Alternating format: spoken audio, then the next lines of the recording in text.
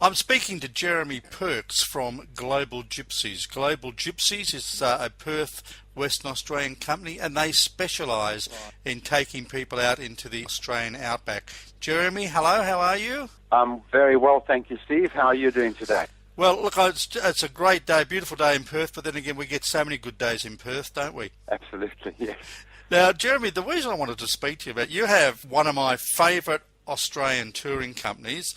You take people out into the outback of Australia. You go out into the real outback of Australia. These tours you do, they're not tours to easy to get to places. Some of these places you go to are quite a challenge, aren't they? Yeah, very much so. We have traditionally specialised in the more remote areas of in particular Western Australia, but also up as far as into Northern Territory and across into South Australia as well.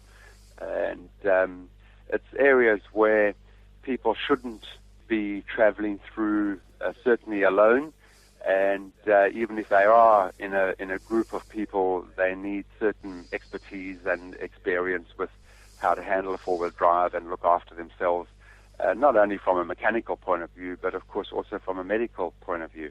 That's right. Now, I should explain, people are thinking, oh, well, yes, we sit in a lovely air-conditioned coach to go and enjoy the Australian outback. It is not like that, is it, Jeremy?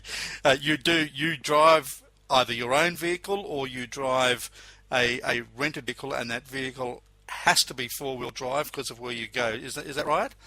Yes, that's exactly correct. The concept of a tag-along tour is very much drive your own, drive yourself. And we form a convoy of vehicles. The maximum number of vehicles that we would ever take out on one trip would be 10 vehicles. And obviously I lead the convoy. Each vehicle has to be equipped with a UHF two-way radio, amongst other bits of equipment as well, which we could talk about later. But we communicate to each other via the UHF two-way radio, and I will lead the convoy. And our little saying is that you're independent, but you're definitely not alone.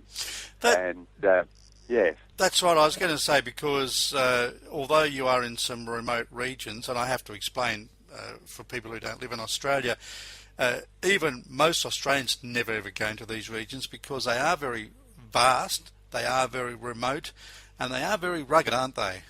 Yes, they definitely are. And you need to be well prepared and well equipped and kind of know what you're doing. When I say that, that's if you're doing it kind of yourself, in your own sort of group.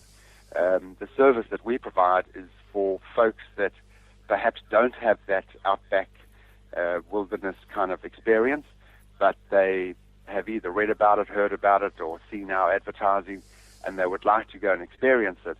And really, I suppose, in a nutshell, that's what we provide, the expertise of getting folks out there into these remote areas so that they can enjoy the vast outback and the outback skies and looking at the stars and just the scenery and out in the desert areas.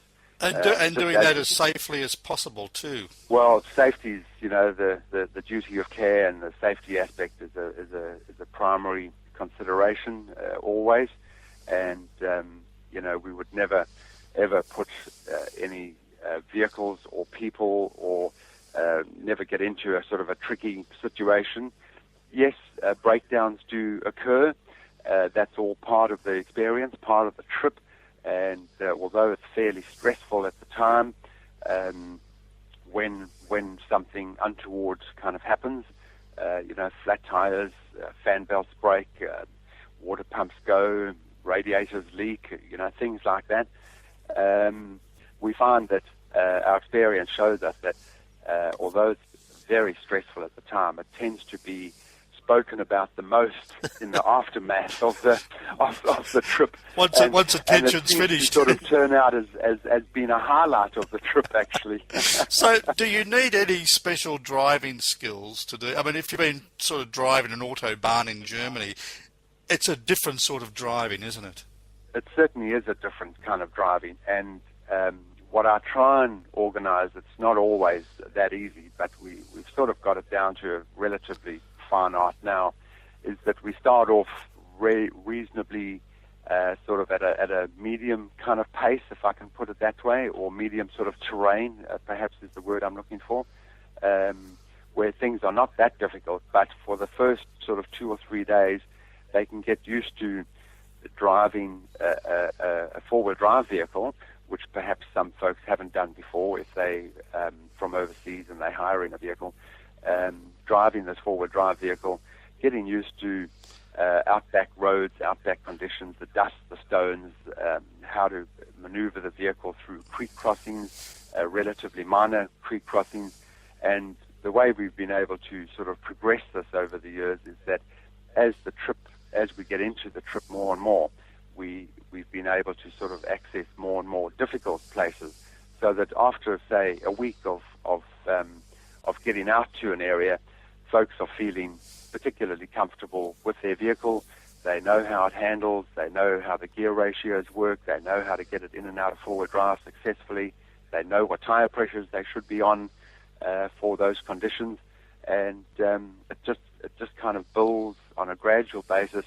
By the time the sort of trip comes to an end, it's actually quite hard to get the folks out of their vehicles, and they all want to turn around and do it again. You know? Jeremy, what are some of your favourite trips? What are some of your favourite places that you go to?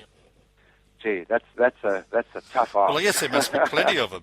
Can I suggest, well, for instance, I know you've done the Canning Stock route. I know that you do Karajini. Yes. You do the Bungles. You Yes, go to Alice Springs. As part of the Kimberley trip. Yes. You know, excuse me. The Kimberley trip is a fantastic trip. It's one of the iconic destinations in Australia. It's considered to be really wilderness area. And still relatively pristine. We're very big on the sort of eco side of things, ecotourism and being eco-friendly, and we sort of teach people and show people how to treat the land in the right sort of way. But just coming back to favourite destinations, very few people have heard of a place called the Rudall River National Park, and this is in the Pilbara, so it's one kind of thinks, Karajini, Millstream. Well, that's Western Pilbara. Rudall River is Eastern Pilbara. So from the little town of Newman, turn right and head east for several hundred kilometres into the Great Sandy Desert, and you'll find Australia's second largest national park, called the Rudall River National Park. And it's second only to Kakadu. And it's Pilbara country. You've got the red sand and red stone. You've got the white gum of the river gums. You've got the blue skies, the green spinifex grass. It's just amazing country. Yeah. It is beautiful, and when you say Cody Newman and turn right, I mean that really does take you out into some desolate country. Yeah, absolutely. Yeah. There's nothing out there. Now, obviously, you have time. If people are going to do these trips, they want to take their cameras. Yep. Can you take a telescope along? Because once you get out there at night time, the skies just open up, don't they? They become so bright with a number of stars that you can see out in some of these areas. It's quite incredible, in particular with international people that come over, in particular from Europe.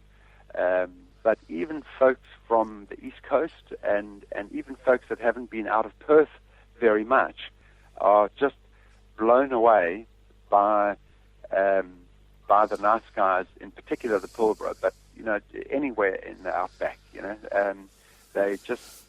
just sort of want to put your arm up and touch them. And yes, we do quite a bit of astronomy kind of stuff in the evening. I have one of these laser pointers, and we point out different constellations, planets, stars, and just generally have a really good viewing of stars out there, yes. And they love it. Because there's no pollution out there, there's no air pollution out there. The only light is the light from your campfire, I guess, isn't it?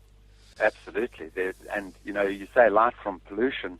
even the sort of ambient light. If you sort of drive 20 or 30 k's out of Perth, yes, you can get a good, or out of any city for that matter, you can generally get a good view of the stars. But there's still that ambient, what they call ambient light, which is reflected up from cities and big, where big lights are. But out there, we 300 or 400 kilometers from any major lighting area. So there's just nothing. It's just black. Just fantastic. That sounds wonderful. Now, Jeremy, you're available through your website, globalgypsies.com.au. Correct. And you travel a lot, don't you? So it may not be possible for people to speak to you directly all the time, may it? It's not always possible to speak to me directly, but the office is always open. We run we consider to be a small business, so I think small businesses run 24/7. I think they call it. But my partner Jan is on the end of the computer, the emails, the telephone. So for people that do want to find out more, their calls will definitely be answered. Yes. Jeremy, thank you very much. It's been a pleasure talking to you, and I have to say you've just made me so envious to have that sort of lifestyle you have, where you can go off to these just wonderful areas and just have the time of your life. We are very fortunate, and Steve, thank you very much for chatting to us.